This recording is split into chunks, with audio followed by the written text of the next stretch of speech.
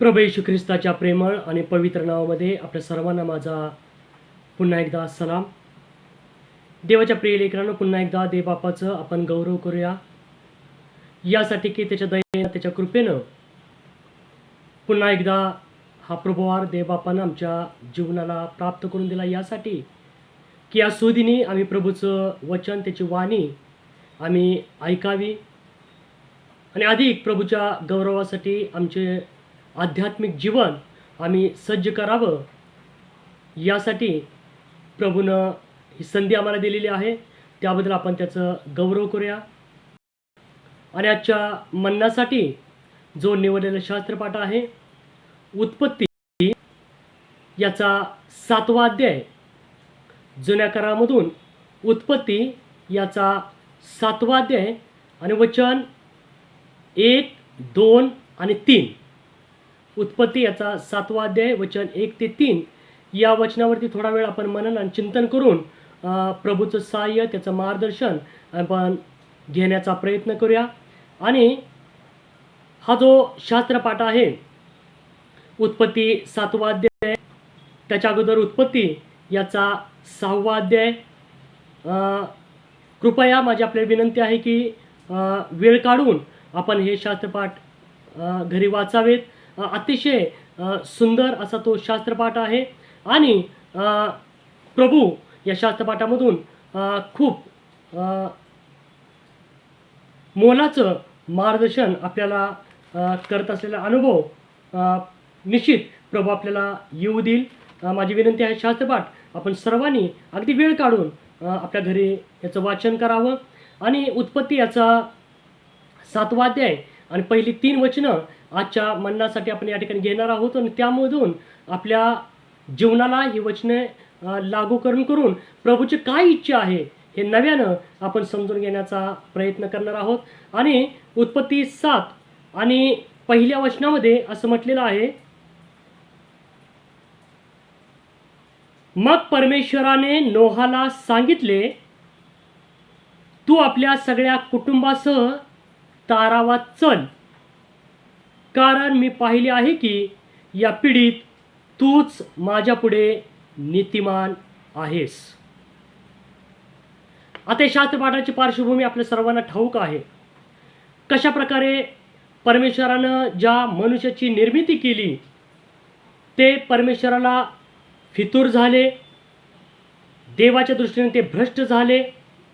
देवाची जी इच्छा नाही ते सर्व पाप त्यांच्यामध्ये आले आणि परमेश्वराच्या हे सर्व दृष्टीस आलं आणि परमेश्वराने ठरवलं की आता या पृथ्वीचा नाश करावा आणि संपूर्ण मानव प्राणी, संपूर्ण पशु पक्षी आणि जे काय आहे त्या सर्वांचा नाश करावा असं परमेश्वराला वाटलं. आणि त्याप्रमाणे परमेश्वरानं त्या ठिकाणी ते करण्याला सुरुवात करण्यापूर्वी जो नोहा आहे, आणि त्या नोहाबद्दल पवित्र शास्त्रामध्ये अनेक ठिकाणी असं म्हटलेलं आहे की पहा, 6वा अध्याय आणि 9व्या वचनामध्ये देखील असं म्हटलेलं आहे की नोहा हा आपल्या काळच्या लोकांमध्ये नीतिमान व सात्विक मनुष्य होता.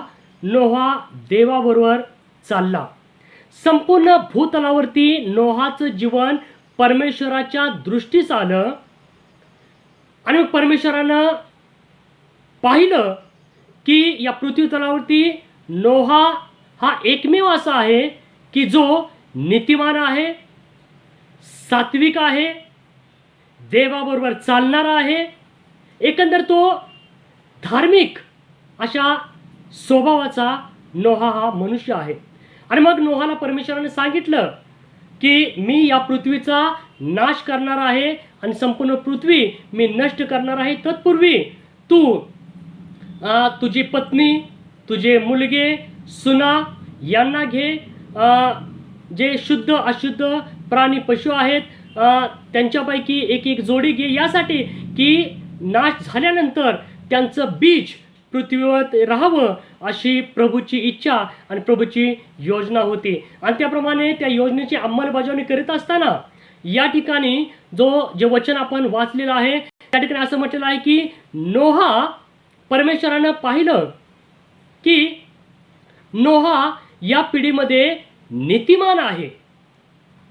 आणि मग जे नीतिमान असतात, जे धार्मिक असतात, जे सात्विक असतात, जे देवाबरोबर चालतात, कशा प्रकारे परमेश्वर त्यांचा उपयोग देवाच्या गौरवासाठी करून घेतो, कशा प्रकारे अशा नीतिमान मनुष्याचं जीवन परमेश्वर उपयोगात आणतो आणि कशा प्रकारे अशा मनुष्याच्या जीवनामध्ये परमेश्वर आपलं दैविक कार्य करतो, या अशा अनेक गोष्टी नोहाच्या जीवनामधून आज परमेश्वर तुम्हाला आणि मला तो दाखवत आहे.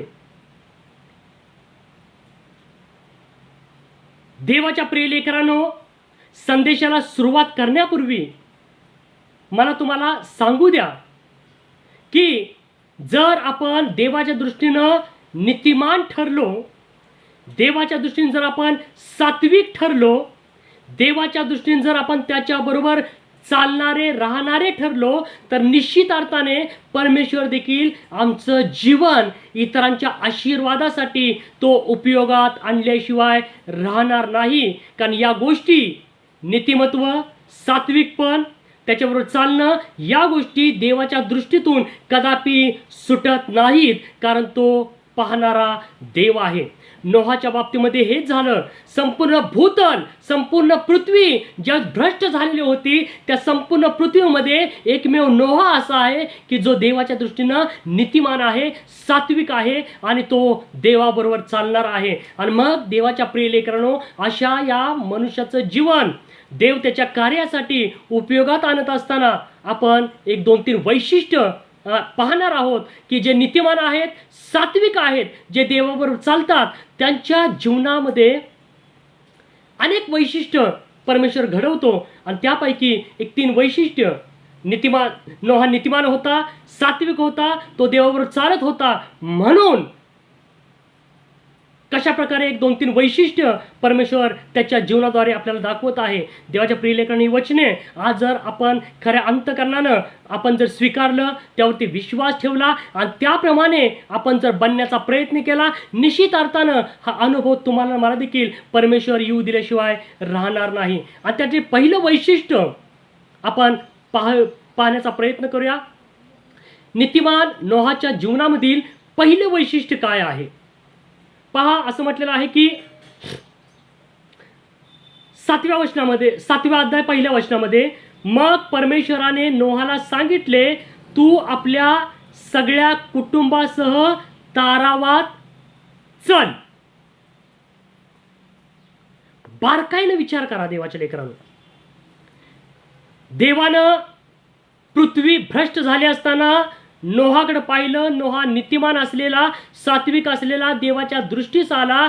मग परमेश्वर नोहाशी बोलत असताना परमेश्वर नोहाला म्हणत आहे की पहा, याच्या अगोदर नोहाला सांगितलं की ते तारू कसं करावं, तर तारू कसं असावं वगैरे वगैरे. ते तारू झालं आणि तारू झाल्यानंतर मग परमेश्वर नोहाला म्हणत आहे की पहा, आता तू आपल्या सगळ्या कुटुंबासह तारावात चल. लक्षपूर्वक बघा, पहा, तारावात चल. परमेश्वर असं म्हणाला नाही की तारावात जा. तारावात जा, तारावात चल याचा अर्थ काय आहे? देवाच्या प्रिय लेकरांनो, याचा अर्थ हा आहे की ज्या अर्थी परमेश्वर नोहाला म्हणत आहे की तू तारावात चल, त्या अर्थी नोहाच्या अगोदर त्या तारूमध्ये परमेश्वर स्वतः उपस्थित आहे. परमेश्वराची उपस्थिती अगोदरपासून त्या तारूमध्ये आहे. परमेश्वर नोहाला सोडणार नाही. नोहाबरोबर परमेश्वर राहणार आहे. आणि म्हणून परमेश्वर नोहाला तारावात जा असं म्हटलं नाही, तर नोहाला म्हणतो की तू चल. याचा अर्थ मीही तुझ्याबरोबर आहे, मी तुला सोडणार नाही. त्या तारावामध्ये माझी उपस्थिती आहे, म्हणून तो नोहाला म्हणत आहे की तारावात चल. एक मोठं आमंत्रण देवापासून, प्रभूपासून, एक चांगलं आमंत्रण, एक पवित्र आमंत्रण, एक दैवी आमंत्रण. देवाच्या प्रिय लेकरांनो, जे देवाची प्रिय लेकरं आपल्या आध्यात्मिक जीवनामध्ये नीतिमत्वाला, सात्विकपणाला, धार्मिकतेला महत्त्व देतात, देवाबरोबर राहण्यासाठी ज्यांना आनंद वाटतो, ज्यांना तळमळ आहे, देवाच्या प्रिय लेकरांनो, त्या सर्वांना परमेश्वर त्याच्या बरोबर राहण्याचं आमंत्रण देतो, त्याच्यावर राहण्याचं अभिवचन देतो. कारण असं नीतिमत्व परमेश्वर पाहतो, आमचं सात्विकपण परमेश्वर पाहतो. आणि म्हणून देवाच्या प्रिय लेकरांनो, जरी या गोष्टी ऐकण्यासाठी, वाचण्यासाठी सोप्या असतील, मात्र याचा दैवी अर्थ फार विशाल आहे, फार खोल आहे. कधी कधी मनुष्य नात्यानं आपल्याला वाटतं की काय धार्मिकपण आहे, काय नीतिमत्व आहे, काय सात्विकपण आहे. परंतु देवाच्या प्रिय लेकरांनो, ज्यावेळी त्या गोष्टी आमच्या जीवनामध्ये आम्ही स्वीकारतो, त्याप्रमाणे आम्ही बनण्याचा प्रयत्न करतो, त्या गोष्टींना आमच्या जीवनामध्ये आम्ही महत्त्व देतो, आणि जेव्हा त्या गोष्टी देवाच्या नजरेमध्ये येतात, लक्षात घेऊया की संपूर्ण विश्व निर्माण करणारा जो सामर्थ्यशाली परमेश्वर आहे, तो परमेश्वर स्वतः त्याच्याबरोबर राहण्यासाठी आम्हाला आमंत्रित करतो. आमचं नीतिमत्व, आमचे सात्विकपण, आमची धार्मिकता, आमचा देवाबरोबरचं चालणं तो वाया जाऊ देत नाही. म्हणून या भूतलावरती जीवन जगत असताना देवाच्या प्रिय लेकरांनो, जर प्रभूवरती तुम्ही मी विश्वास ठेवलेला आहे, आम्ही प्रार्थनेमध्ये आहोत, देवाच्या वचनावरती आमचा गाढा विश्वास आहे, तर परमेश्वर आम्हाला नव्याने त्याची जाणीव आठवण करून देत आहे की आमचा जीवनाचं जे ध्येय आहे, जे उद्दिष्ट आहे, ते नीतिमान बनणं, सात्विक बनणं, धार्मिक बनणं, देवाबरोबर चालणं, हे असणं अतिशय महत्त्वाचं आहे. या गोष्टी सोप्या पद्धतीनं आम्ही घेऊ नये, ऐकण्यापुरत्या, वाचण्यापुरत्या मर्यादित आम्ही ठेवू नये, तर आम्ही विचार करावा. नोहाला तो म्हणतो की तो आता तारावात चल, ज्या ठिकाणी मी आहे, माझी सहभागिता आहे, माझा सहवास आहे, त्या तारावात चल, माझ्या बरोबर चल. विचार करूया देवाच्या प्रिय लेकरांनो, ज्या देवाच्या लेकरांचं जीवन परमेश्वराच्या सानिध्यामध्ये आहे, ते लेकरांचं जीवन किती धन्य आहे, किती आशीर्वादित आहे. आणि परमेश्वर खरोखर नोहाला नीतिमान होता, म्हणून हे आमंत्रण तो देत आहे, त्याची सहभागिता त्या ठिकाणी नोहाला तो देत आहे. पहिलं वैशिष्ट्य. दुसरं वैशिष्ट्य, तोच अध्याय 7वा अध्याय आणि 2 आणि या 3 वचनामध्ये असं म्हटलेलं आहे. दुसऱ्या आणि तिसऱ्या वचनामध्ये, सर्व शुद्ध पशुपैकी नर माद्या 7-7 आणि अशुद्ध नर माद्या 2-2 आणि आकाशातील पक्ष्यापैकी नर माद्या 7-7 बरोबर घे, अशाने भूतलावर त्यांचे बीज राहील. कधी कधी अनेक लोकांना असं वाटतं, आपल्याही मनामध्ये कदाचित त्याच्या पाठीमागं अनेक वेळा हा प्रश्न निर्माण झाला असेल की नोहाच्या पाठीमागून हे प्राणी पक्षी गेले कसे,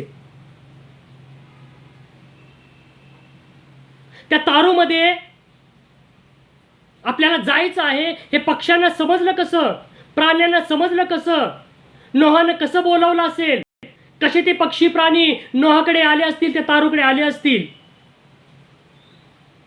अनेक वेळा हा प्रश्न आपल्याला पडला असेल. मात्र देवाच्या लेकरांनो, याचं उत्तर आपल्याला उत्पत्ती याचा 6वा अध्याय आणि 20व्या वचनामध्ये मिळतं.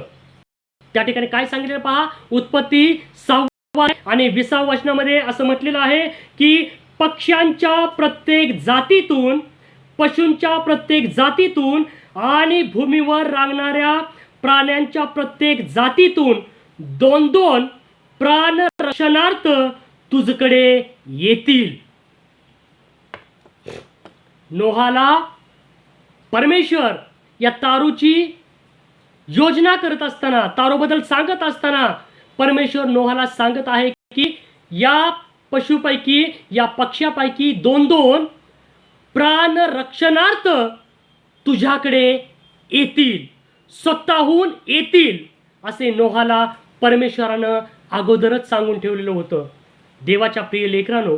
आणि मग आपण विचार करू शकतो की कदाचित या पशूंना, या पक्ष्यांना देवानं आज्ञा केली असेल, देवानं सांगितलं असेल की तुम्ही आता जोडीनं नोहाकडं किंवा त्या तारवाकडे जा. त्याप्रमाणे या पशूंनी, या पक्ष्यांनी आपल्या देवाची आज्ञा ऐकली, देवाची आज्ञा समजून घेतली, देवाचा शब्द समजून घेतलं आणि देवाची वाणी ऐकून हे पशु, हे पक्षी त्या तारवाकडे किंवा त्या नोहाकडे ते प्राणरक्षणार्थ, प्राण वाचण्यासाठी ते स्वतःहून आलेले आहेत, स्वतःहून आलेले आहेत.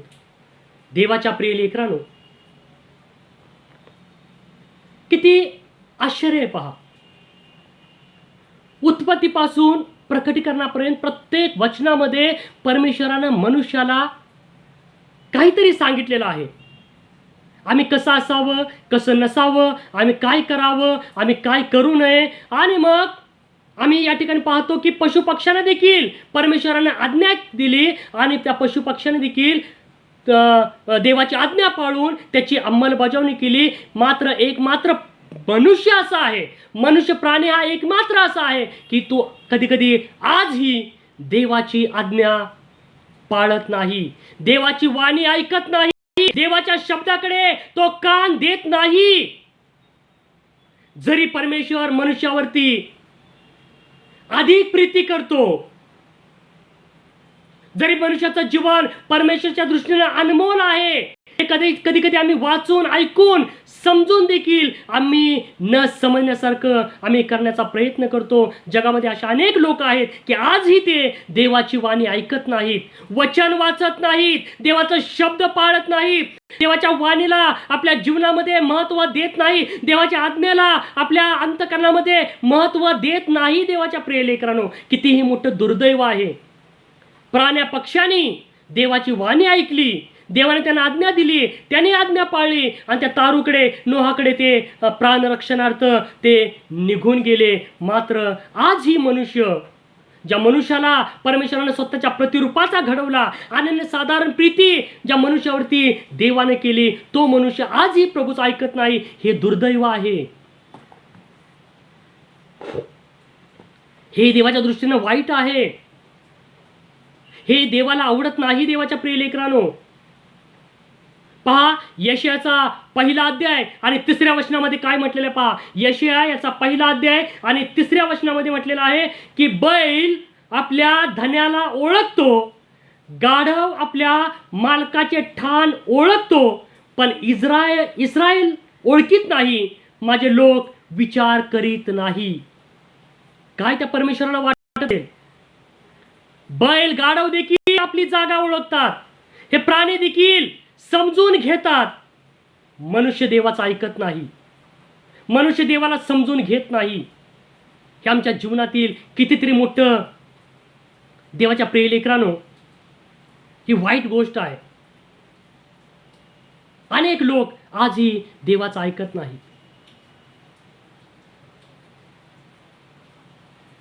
आणि मग लहान सहान संकट, अडचणी, समस्या, वादळ आमच्या जीवनामध्ये येतात आणि त्यावेळेला आम्ही गोंधळामध्ये पडतो. आम्ही विचार करतो की असं का झालं, असं का झालं, असं झालं. याचा अर्थ आम्ही देवाला समजून घेतलं नाही, त्याची वाणी आम्ही ऐकली नाही, त्याचा शब्द आम्ही ऐकलं नाही, त्याला आम्ही आमच्या जीवनामध्ये मान सन्मान दिला नाही, त्याला आम्ही समजून घेण्याचा प्रयत्न केला नाही, आम्ही नीतिमान बनण्याचा प्रयत्न केला नाही, आम्ही सात्विक होण्याचा प्रयत्न केला नाही, आम्ही देवाबरोबर चालण्याचा आम्ही प्रयत्न केला नाही. कदाचित म्हणून आमच्या जीवनामध्ये या लहानसहान संकट आणि समस्या येत असतील.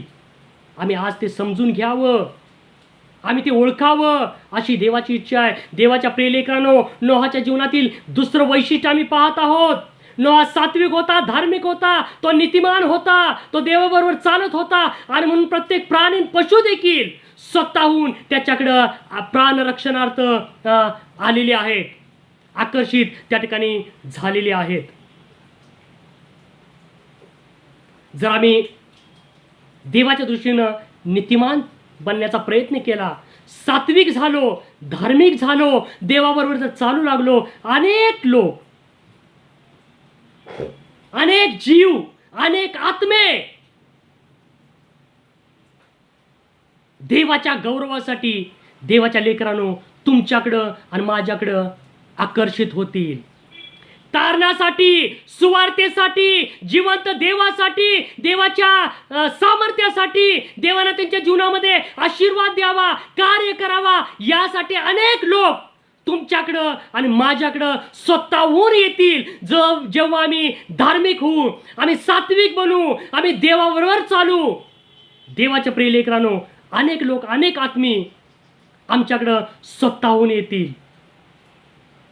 सात्विकाच्या, धार्मिकाच्या जीवनातील हे फार मोठं वैशिष्ट्य आहे, जे नोहाच्या बाबतीमध्ये परमेश्वर तुम्हाला मला दाखवत आहे. पहिलं वैशिष्ट्य आम्ही पाहिलं की नीतिमान किंवा धार्मिक मनुष्याच्या बरोबर सदैव देव असतो, प्रभूची सहभागिता असते, जी नोहाच्या बाबतीमध्ये परमेश्वराने त्या ठिकाणी दाखवलेली आहे.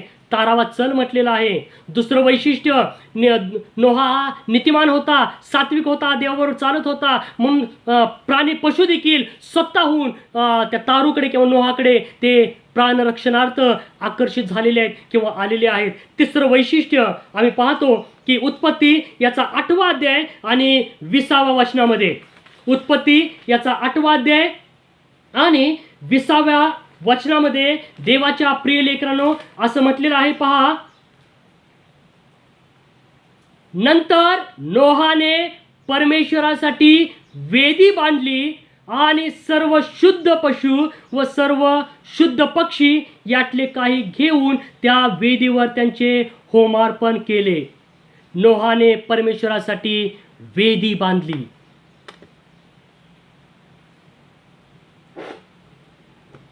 वेदीच्या बाबतीमध्ये गेल्या रविवारी मी आपल्याला बोललेलो आहे. अब्राम वेदी बांधणारा होता, लोट वेदी बांधणारा नव्हता. वेदी बांधणारे सदैव देवावर राहतात. अब्राम सदैव देवावर राहिला.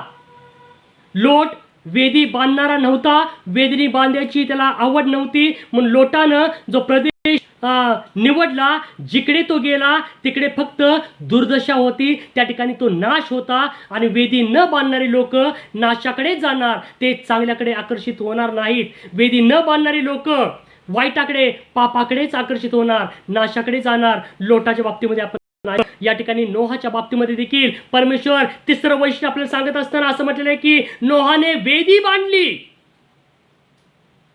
जे धार्मिक असतात, सात्विक असतात, देवावर चालतात, नीतिमान असतात, ते देवासाठी वेदी बांधतात. मी तुम्हाला सांगितलं वेदी बांधणे म्हणजे काय.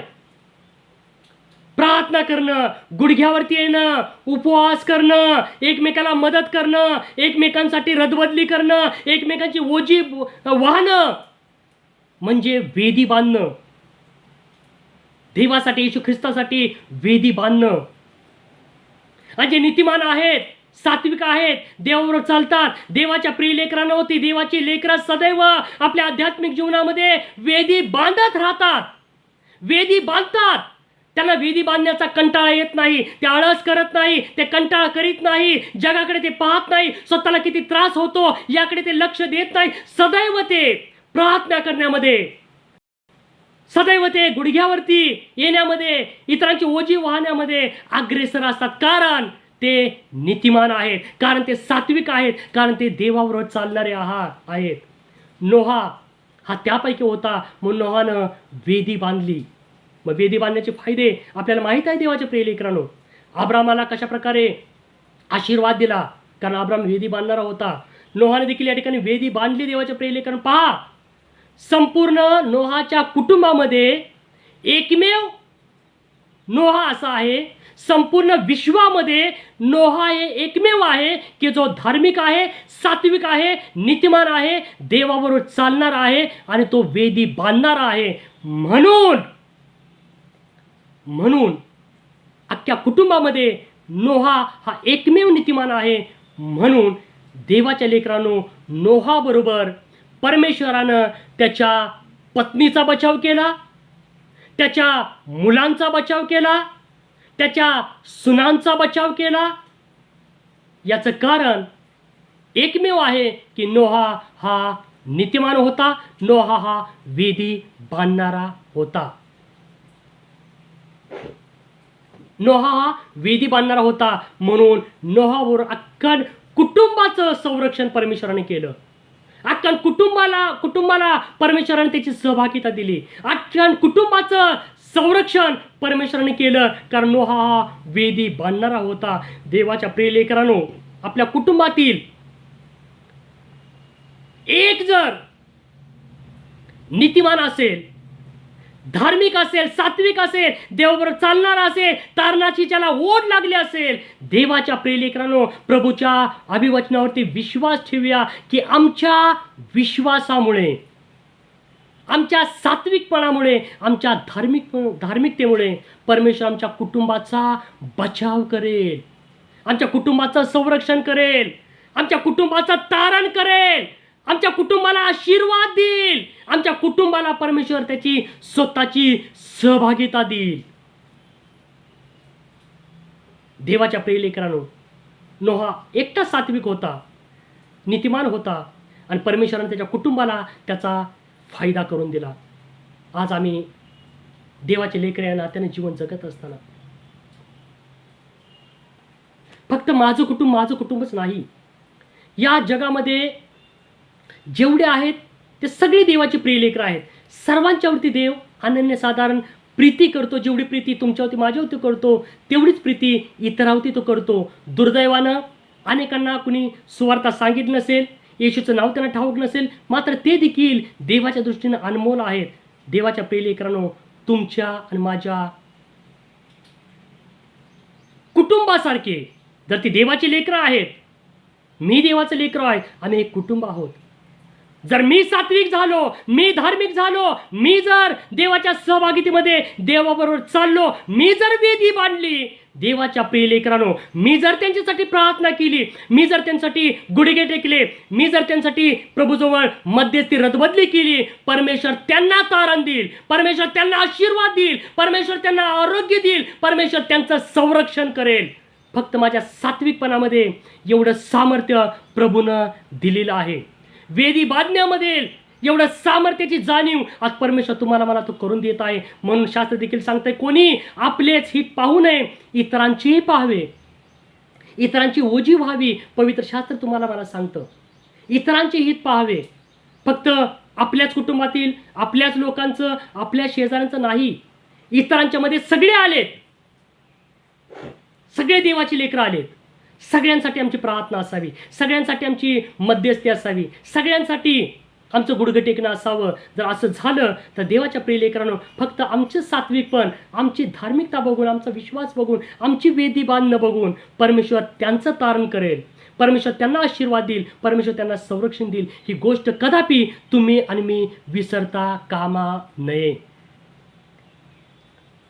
नोहा हा संपूर्ण पृथ्वीवरती नित्यमान होता, सात्विक होता, देवावर चालणारा होता. म्हणून नोहाच्या जीवनातील 3 गोष्टी, 3 वैशिष्ट्य परमेश्वर तुम्हाला मला आज दाखवलेलं आहे. पहिलं वैशिष्ट्य, नोहाला तो म्हणतो की तू तारावर चल, ज्या ठिकाणी मी आहे, माझी सहभागिता आहे, त्या ठिकाणी चल. देव आपल्या लेकरांना, धार्मिक लेकरांना, सात्विक लेकरांना तो सोडत नाही. दुसरं वैशिष्ट्य आम्ही हे पाहिलेलं आहे देवाच्या प्रिय लेकरांनो, की जर आम्ही धार्मिक बनलो, सात्विक बनलो, देवावर चालण्याचा प्रयत्न केला, अनेक आत्मे आमच्याकडे प्राण रक्षणासाठी, तारणासाठी ते स्वतःहून येतील आणि परमेश्वर त्यांच्यासाठी आमचं जीवन उपयोगात आणल्याशिवाय तो राहणार नाही. तिसरं वैशिष्ट्य, जर आम्ही वेदी बांधणारे असू, जर आम्ही नीतिमान असू, आम्ही प्रार्थनेची वेदी रोज बांधत असू, देवाच्या प्रिय लेकरांनो, अनेकांचं परमेश्वर तारण करेल,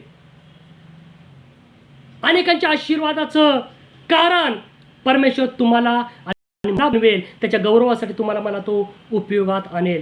म्हणून आम्ही पुन्हा एकदा नव्याने या वचनावरती विश्वास ठेवूया, हे वचन आपण स्वीकारूया, त्याबद्दल देवाला आपण धन्यवाद देऊया आणि त्याप्रमाणे जीवन जगण्याचा वागण्याचा आपण प्रयत्न करूया, यासाठी की तिन्ही वैशिष्ट्य परमेश्वरानं माझ्या जीवनामध्ये सत्यात आणावी आणि माझ्या जीवनाद्वारे देवानं अधिक त्याचं गौरव करून घ्यावं, यासाठी आज आपल्या जीवनाचं समर्पण नोहासारखं आपण प्रभूच्या हातामध्ये करूया. प्रभू हे वचन आपल्यासाठी आशीर्वादित करो, त्याच्या नावाला मान महिमा गौरव आता आणि युगानुग असो. आमेन. प्रार्थना करूया. स्वर्गीय प्रेमळ देव बापा, मी तुला धन्यवाद देतो. नोहा तुझ्या दृष्टीनं परमेश्वरा नीतिमान होता, सात्विक होता, तो तुझ्याबरोबर चालणारा होता. आणि म्हणून कशा प्रकारे दया देव बापा नोहाचा उपयोग तुझ्या गौरवासाठी प्रभू तू करून घेतलास. नोहाबरोबर परमेश्वर तू स्वतः होतास. नोहाकडे अनेक पशुपक्षी स्वतःहून प्राणरक्षणार्थ आले. नोहा वेदी बांधणारा होता आणि म्हणून देवपा कशा प्रकारे त्याच्याबरोबर त्याच्या कुटुंबाचं देखील प्रभू संरक्षण केलंस. आज दया देवपा आम्ही तुझी लेकरं आहोत.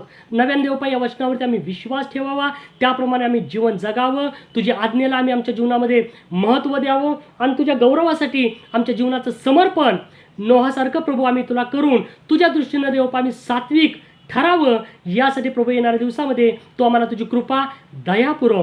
हा संदेश ऐकत असताना ऐकणारे सर्व प्रियजन, त्यांच्या कुटुंबातील प्रत्येक तुझी प्रिय लेकरं, या सर्वांना तुझा आशीर्वाद दे, कृपा दे, संरक्षण दे, आरोग्य दे आणि या सर्व लेकरांच्या जीवनाद्वारे तुझं गौरव होऊ दे. दिलेल्या संधीबद्दल, सुंदराच्या वचनाबद्दल पुन्हा एकदा अंतकरणापासून तुला धन्यवाद देतो आणि प्रार्थना प्रभू येशू ख्रिस्त आमचा तारणारा याच्या प्रेमळ आणि गोड नावाने करतो म्हणा बाप्पा. आमेन. आमेन. परमेश्वर तुम्हाला आशीर्वाद देव, तुम संरक्षण करो. परमेश्वर आपला तुम्हाला आपली शांती तुम्हाला देवो आता आणि सदा सर्वदा. आमेन. आमेन.